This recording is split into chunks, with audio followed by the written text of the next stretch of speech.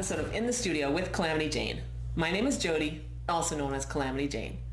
Our purpose with this series is to find women doing amazing things in our community and give them the spotlight for a moment. Joining me today is Candi Fisher with the Atomic Rollergirls. Welcome to the show, Candi. Thank you. It's a pleasure to be here. Tell us a little bit about the Atomic Rollergirls. The Atomic Rollergirls are a Las Vegas-based roller derby team, and our purpose is to promote the sport of roller derby by empowering strong, positive role models for our league and partnering with other local nonprofits to enrich the lives of citizens of Las Vegas. Tell us a little bit about the Atomic Rollergirls. I started the Atomic Rollergirls in 2014. I had discovered the sport of roller derby in 2012. I was looking for something to stay active. I just had a child, and I loved roller skating. I grew up roller skating, and I saw that Las Vegas had roller derby, and I immediately went to go check it out and was hooked. I wanted to do it. I joined a local league and was with them for a while. I officiated, refereed, skated, but then it just wasn't quite a good fit for me, and I did not want to give up the sport of roller derby because I just fallen in love with it and everything that it brought to the community and just the feeling of camaraderie. So I was ready to commute to a team in California or Arizona, wherever I had to go to continue to skate. And my husband said, why don't you just start a team of your own? And then Atomic Rollergirls was born. What do you feel makes you successful? I feel that our success stems from the focus on the team.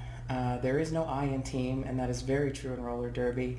We're a team not because we have to be, but we're a team because we want to be, and that's what makes our league great, and that's what makes it successful, because everybody has a passion to be there. They have a passion for the sport, and they want to see our league succeed. So roller derby is a for the skater, by the skater sport, and we are truly a for the skater, by the skater league. What piece of advice would you give a new entrepreneur who's just getting started? As with any business, roller derby, even though it is a league, it's a business first. So when I thought about starting the league, the first thing I did was I did my research. I found out what exactly I would need to make sure that we could run a successful business before I created the league. So making sure that you meet with city officials to find out what type of permitting is involved in your area, because when we first started we were skating at a public park, so I made sure to contact Clark County Parks to make sure that what we were doing was legal and okay, to see if it required any permitting. A lot of leagues forget about things like that. They just build the league and then have to worry about starting the business after the league is already formed, and at times that can be very difficult depending on the type of jurisdiction that you're in. So anybody starting a business, definitely you want to do your research first and find out what you would need to actually be able to legally have and maintain a business in the area that you're in.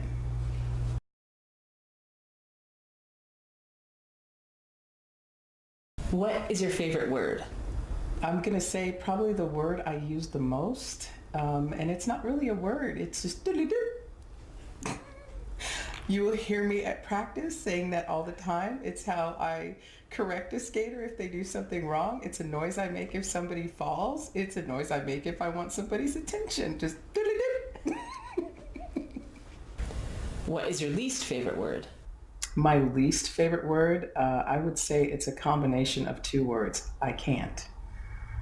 I don't like hearing that from people, because you can do anything you set your mind to. To quote Yoda, do or do not, there is no try. If you think you can or you think you can't, you're right. So when I hear a skater come up against something tough and they say, I can't do it, I don't like hearing that. I want to get them out of that. I want them to feel like they can do anything they set their mind to. What turns you on, creatively, emotionally, or spiritually? Positivity. Positivity. When I have people around me that are empowering and positive and motivated, that is what really gets me going. It helps me, because even I get in a funk and get in that rut and get stuck. So when I'm surrounded by people that are energetic and positive and motivating, that keeps me right there with them. What turns you off? Negativity. Any type of negativity. When I have a big task in front of me, Sometimes I just want to shut down, and if somebody is just giving me all the negative aspects of it, that tends to consume, and you don't want to go there, so you want to stay positive. So really, anytime someone brings any type of negativity to me, I'm very quick to either walk away or just shut that down instantly. What's your favorite curse word? Can I say it? My favorite, most frequently used, is for unlawful carnal knowledge. Fuck. I say it all the time. It is sentence flavoring for me. I will decorate every sentence with it. It's how people know that I'm serious about something, because I will use that word very liberally. What sound or noise do you love? The sound of cheering. The sound of a happy, entertained crowd. The sound of people being pleased by what they've seen. And a clapping will do that. A clap, a cheer, a yell, a whistle, as long as it's not a cat call. But an empowering, like, way to go cheer. That is the best sound. What sound or noise do you hate? Whining.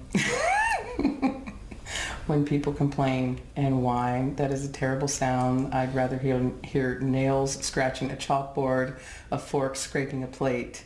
But if I hear somebody whining, it literally makes me want to punch them in the throat. What profession, other than your own, would you someday like to attempt?